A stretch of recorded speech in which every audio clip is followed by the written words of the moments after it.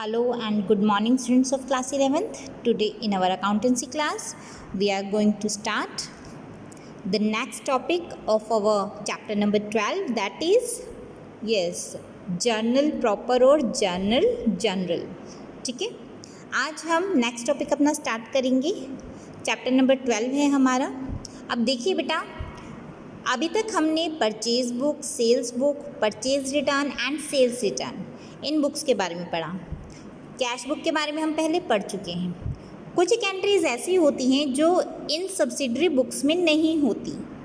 जो entries in subsidiary books में नहीं होती वो किस में होती है? हमारी जर्नल प्रॉपर में की जाती है. हाउ? देखिए, परचेज बुक में सिर्फ वो एंट्रीज होंगी जो हम परचेज करते हैं गुड्स की ऑन क्रेडिट. ठीक है. कैश बुक में वो होगी जो हम कैश में ट्रांजैक्शन करते हैं, रिकॉर्डिंग. ओके. सेल्स में जो हम क्रेडिट पे सेल्स करते हैं गुड्स की, वो रिकॉर्ड होगी. अब कुछ एक ऐसे ट्रांजैक्शंस है जो ना ही तो परचेज बुक में आती है, ना ही सेल्स बुक में आती है, ना ही कैश बुक में आती है, ना ही सेल्स रिटर्न, ना ही परचेज रिटर्न. तो वो एंट्रीज हम कहाँ करेंगे? वो एंट्रीज हम करेंगे जर्नल प्रॉपर में. ओके. फॉर एग्जाम्पल, अगर हमने मशीनरी है क्रेडिट पे परचेज की, ठीक है, अगर कैश में परचेज़ की वो तो कैश बुक में आ जाएगी, लेकिन अगर क्रेडिट पे मतलब उधार में परचेज़ किया तो वो किस में डालेंगे? वही एंट्रीज किस में जाएगी? जर्नल प्रॉपर में. ऑलराइट.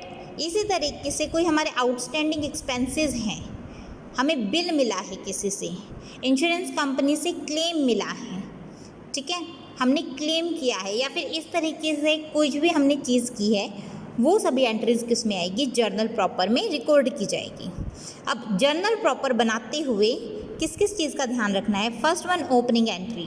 इसकी जो ओपनिंग एंट्री होती है वो कौन सी होती है जर्नल प्रॉपर की? इसके अंदर जो पिछले साल के बैलेंस शीट में असेट्स और लायबिलिटी साइड में अगर कुछ भी ऐसा पेंडिंग अमाउंट है जो किसी बुक में ट्रांसफ़र नहीं हुआ, वो किस में कर दिया जाएगा? करंट अकाउंटिंग पीरियड का इस बुक में ट्रांसफ़र कर दिया जाएगा. Closing entries. क्लोजिंग एंट्रीज देखिए, हम पता है प्रॉफिट एंड लॉस अकाउंट बनाया जाता है नेट प्रॉफिट और नेट लॉस निकालने के लिए. जो नॉमिनल अकाउंट्स हैं उनका बैलेंस ट्रांसफ़र करने के बाद जो हमारे अकाउंट में बैलेंस बचता है, that is known as the closing entry. Transfer entry. Transfer entry कौन सी होती है? ट्रांसफ़र एंट्रीज देखिए, वो एंट्रीज जो हम एक अकाउंट से दूसरे अकाउंट में डालते हैं. देखिए, जैसे मान लीजिए ड्राइंग्स अकाउंट है, उसका बैलेंस हमें कैपिटल अकाउंट में डालना है, तो वो क्या हो जाएगी? हमारी ट्रांसफ़र एंट्री. कि ड्राइंग अकाउंट का ट्रांसफ़र कर दिया किस अकाउंट में? कैपिटल अकाउंट में उसका अमाउंट ट्रांसफ़र कर दिया. Adjustment entry.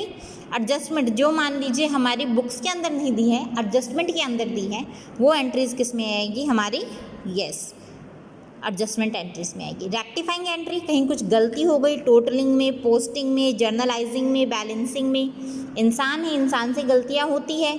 अगर हमने टोटल में गलत कर दिया, कोई नंबर गलत डाल दिया, तो वो बैलेंसिंग और रेक्टिफाइंग एंट्री किस में होगी? हमारी जर्नल प्रॉपर में. मिसलेनियस एंट्री, अलग अलग तरह की एंट्रीज. किस किस तरह की एंट्रीज जर्नल प्रॉपर में की जाती है? Purchase of an asset, asset purchase की है तो, सेल की है क्रेडिट पर, बैड डेट्स राइट ऑफ करने हैं, डिस्काउंट अलाउ किया है या डिस्काउंट रिसीव हुआ है हमें, ये एंट्री भी किस में होगी? हमारी जर्नल प्रॉपर में. बिल्स रिसीवेबल, BR मिला है हमें, BP हमने इशू किया है, BR हमने एंडोर्स किया है क्रेडिटर को, किसी और से हमें BR मिला, वो हमने किसी और को दे दिया क्रेडिटर को. डिसऑनर हो गया हमारा बिल रिसीवेबल. कैंसिलेशन, कैंसिल कर दिया हमने बिल्स पेबल. हमने पर्सनल यूज़ के लिए ड्राइंग्स की है in the form of goods, charity के तौर पे, फ्री सैंपल के तौर पे हमने गुड्स दिए हैं. एबनॉर्मल लॉस हुआ है बाय फायर, बाय एक्सीडेंट, ठीक है, जिसका इंश्योरेंस वगैरह हमने करवा रखा है. तो ये सब केसेस कैसे हैं? ये सब केसेस ऐसे हैं जिसको हमें जर्नल प्रॉपर में ट्रांसफ़र करना होता है. Okay. So let's take an example, or you can say do illustration number 8.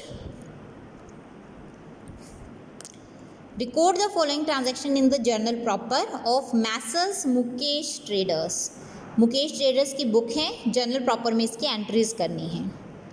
Sunil who ऑर्ड ₹50,000, उसको इंसॉल्वेंट घोषित कर दिया गया, 40% उसका रिसीव हुआ. मीन्स 50,000 में से 40% गया, कितना रिसीव हुआ? 20,000. तो 30,000 का वो बैड डेट रहा, तो इसकी एंट्री बनेगी bad debts account debit to Sunil. 30,000 से इसकी एंट्री कर दी जाएगी। ओल्ड मशीनरी थी, कैलाश को सेल की गई क्रेडिट पर, ठीक है, मशीनरी है क्रेडिट पे सेल की गई, तो पूरा का पूरा अमाउंट किस में जाएगा, जर्नल प्रॉपर में। तो कैलाश का अकाउंट डेबिट हो जाएगा, मशीनरी का credit with the 10,000 amount. Proprietor withdraw for personal use cash, cash में ड्राइंग की, ये तो कैश बुक में आ जाएगी, लेकिन गुड्स की फॉर्म में ड्राइंग की वो किस में आएगी, हमारी कैश बुक में नहीं आएगी, वो जर्नल प्रॉपर में आएगी। So drawings account debit to purchases account, goods की फॉर्म में किए ना, drawings account debit to purchases account of ₹4,000। Goods worth ₹40,000 was destroyed by fire, 40,000 का जो गुड्स है वो किससे हमारा डिस्ट्रॉय हो गया, फायर से। तो loss by fire account debit 40,000 to purchases account 40,000। Next, insurance company ने हमारा फायर इंश्योरेंस क्लेम किया 25,000 का, 25,000 हमें मिल गए हैं, तो इंश्योरेंस कंपनी से हमें 25,000 मिले। टू लॉस बाय फायर किसके मिले, लॉस बाय फायर के, तो ये हो जाएगा क्रेडिट। बिल रिसीवेबल 10,000 का था, हमने मिस्टर मेहता को दे दिया, तो मिस्टर मेहता का अकाउंट डेबिट हो जाएगा और बिल रिसीवेबल हमारा क्रेडिट हो जाएगा। नेक्स्ट है वेजेस आउटस्टैंडिंग है 15,000 के, आउटस्टैंडिंग वेजेस अकाउंट क्रेडिट हो जाएगा और वेजेस डेबिट हो जाएगा। इंश्योरेंस प्रीपे किया हुआ है हमने 2,000 का, तो insurance prepaid account will be debited to insurance account will be of ₹2,000। Okay, simple entries है बेटा। अब देखिए इसी के साथ आपके सारी बुक्स जो सब्सिडरी बुक्स हैं वो कंप्लीट हो गई हैं।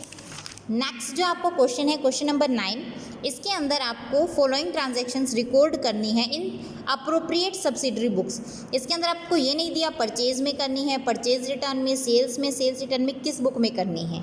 तो अकॉर्डिंगली आपको एंट्रीज देखते हुए आपको खुद से कैश बुक में, परचेज बुक में, सेल्स बुक में, सेल्स रिटर्न, परचेज रिटर्न या जर्नल प्रॉपर, जिस भी बुक में जो एंट्री होनी है उसमें करनी है। इससे पहले हम इन बुक्स में एंट्रीज कर चुके हैं, तो ये क्वेश्चन आपका बहुत इजीली हो जाएगा। और इसी के साथ आपका ये वाला चैप्टर कंप्लीट हो गया है। तो ध्यान रखिएगा, अगर इस चैप्टर को कंप्लीट करते हुए कहीं पे भी कोई भी कन्फ्यूजन आती है, किसी भी समय कोई प्रॉब्लम है, तो उसके बारे में पूछिएगा बेटा। जितनी ज़्यादा आप प्रैक्टिस करेंगे उतना ज़्यादा आपके जो फाइनल एग्ज़ाम है उसमें आपको प्रॉब्लम नहीं आएगी, ठीक है ना। So that's all for today. Thank you बेटा and best of luck for your exams.